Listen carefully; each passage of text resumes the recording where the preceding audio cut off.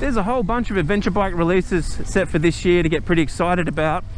I think it's fair to say that there's one that's garnered the most straight curiosity of them all, and that's the CFMOTO 800 MT, which is the bike I'm on right now. Selling here in Australia at around about $14,500. It's set to go into direct competition with Suzuki's V-Strom 650 XT, Kawasaki's KLR 650, and of course Honda's CB500X. So what does the CFMOTO have to offer that will take the focus away from those old favourites? CFMOTO is a giant manufacturer in its own right, but it would know it has some work cut out to win confidence in the adventure bike space, where we just haven't seen a Chinese owned and built adventure bike become a successful model.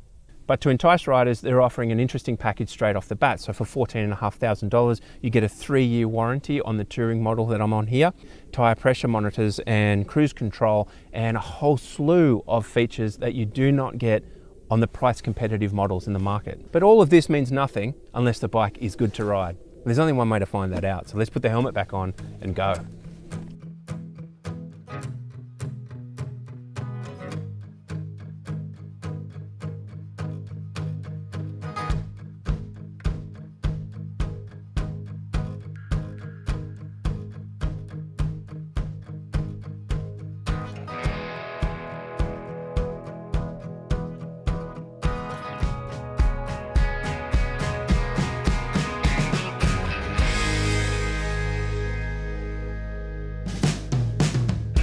CFMOTO was founded in 1989, which you may remember is the year Milli Vanilli blamed it on the rain and Bill and Ted had an excellent adventure. No way. Having since grown to become China's largest exporter of ATVs and side-by-sides, it's fair to say that the four-wheeler market is where its name is most well known in both Australia and across Europe.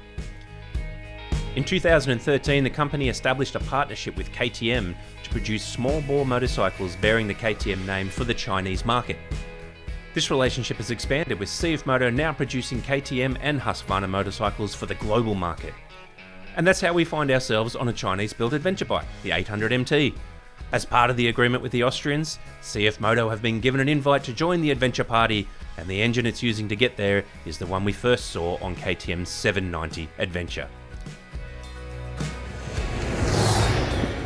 Steering clear of some of the horrendous suspension setups we've seen on cheaper bikes, the 800 MT is running a simple but reliable Japanese Kayaba setup. So with wins across two crucial components in the suspension and the engine, there are still a number of factors from the chassis to the build quality that could hurt the 800 MT. There can be no doubt that this bike will face the heavy burden of proving itself against both manufacturers and single models that have had years and indeed decades to build trust, and it will have to find a way to stand out amongst the crowd, as well as make no serious misstep along the way.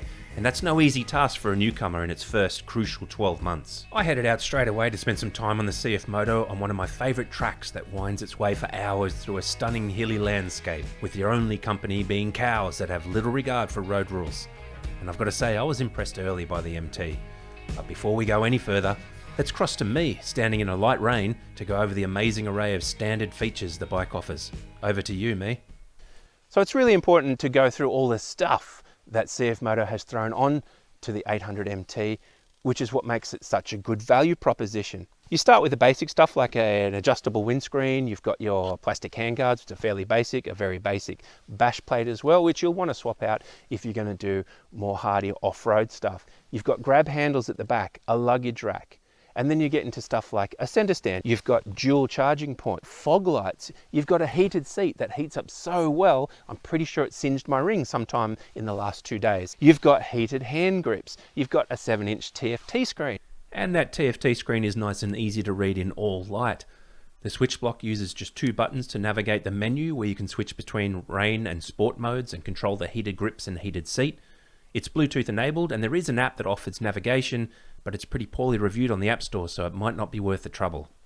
To get a more rounded feel on how the MT performs, I pulled myself away from those open landscapes and headed into the bush trails, which admittedly is not the natural habitat of the average adventure bike, particularly with a 19 and 17-inch wheel set.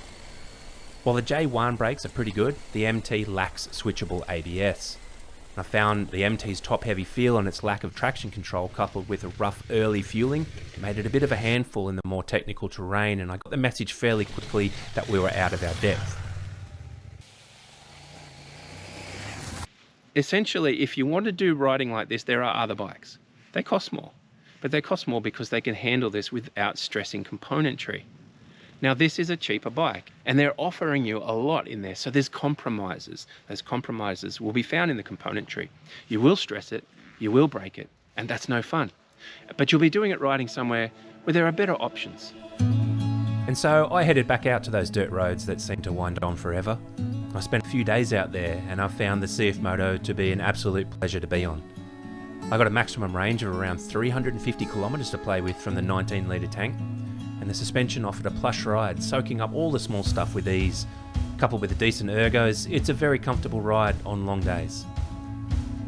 Of course, on most adventure rides we do have to suffer a road component, and while the MT Touring does have a road bias brother in the sport model, I found the bike to be fun on the blacktop, and I reckon it'd be a great mid-week commuter as well.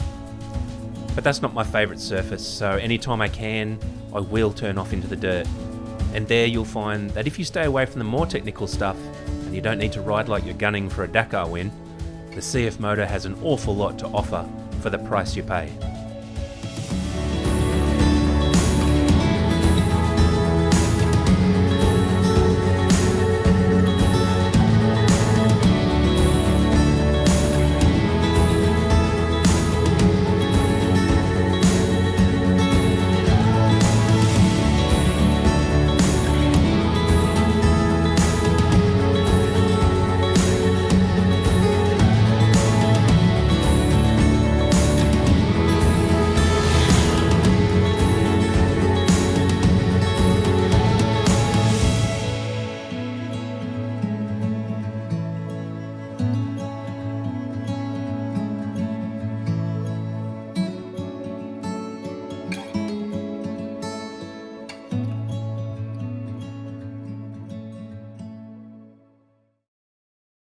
The closest comparison to the 800 MT Touring that I can muster is Suzuki's V-Strom 650 XT, which just happens to be one of the most loved and reliable models ever conceived. But this is where the CFMOTO will have to prove itself. The basic package seems solid, so if the MT can show itself to be durable, then it will have cleared its biggest hurdle, and soon enough the Chinese adventure bike will become less of a curiosity and more of a genuine choice against the European and Japanese offerings. And I'm rooting for it, because it's good for us all if another reasonably priced model rises.